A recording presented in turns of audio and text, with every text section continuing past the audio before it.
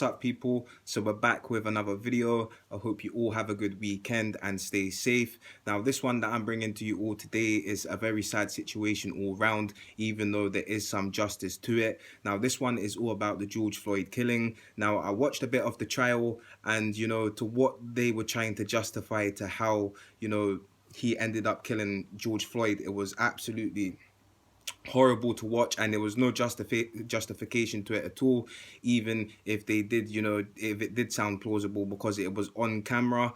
Now, in this day and age, to where any race can be killed on camera and any human being can be killed on camera, especially by the police that is supposed to be serving and protecting the citizens, it's sickening, and it's very scary times, 100%, because it's not been the first time that the police officers have killed and took someone's life, and I'm sure all across the world it's happening as well. Now, when I was growing up, I remember of hearing of Rodney King, and that was in the 90s, and I remember hearing about that in the 2000s. Now, from that point, there has been a lot more cases that I've seen online, and as time has went along, I remember there was another black guy that was killed by the police officers a couple of years back as well. So it's definitely something that the black people had to stand up and do the Black Lives Matter protest. Now, a lot of people have been upset to the fact that black people have done the Black Lives Matter protest, and I completely agree and stand with the black people for doing it, because I am half white and half black myself, and if it was white people on the other side, I would be saying screaming and shouting the exact same thing, because at the end of the day, everyone's saying all lives matter. Well, black lives don't matter, so therefore all lives do not matter. And as I've said to a few people that are Indian and Pakistani and different nationalities, totally agree with me as well, is that Indians and Pakistanis are more respected than black people in America and in the UK and across the world. It is facts. And all lives matter, because as one of my subscribers said the other day, we all bleed the same, which is 100%. We all breathe the same at the end of the day, but it's just absolutely crazy, because I believe no one is born racist, and it's only when you're brought up, you are taught certain values which you then believe and you are taught,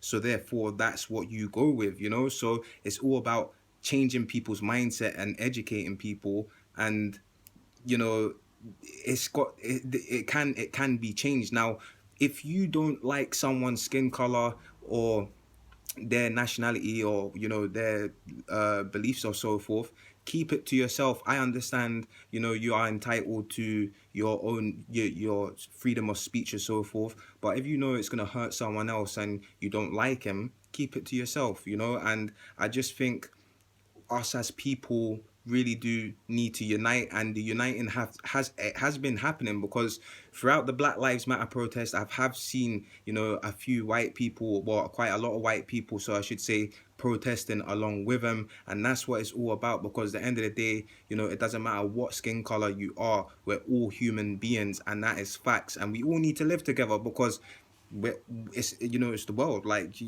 nothing is gonna change. And one thing that I did say to a couple of people the other day, not in a racist way, but it would be interesting as a little experiment to see if people did go back to their countries, of what the world would be like. Would it be a better place because people are in their own countries? It would be a very interesting experiment. But it's very sad, because we should all learn to live together, and we're all human beings at the end of the day, and that's 100%.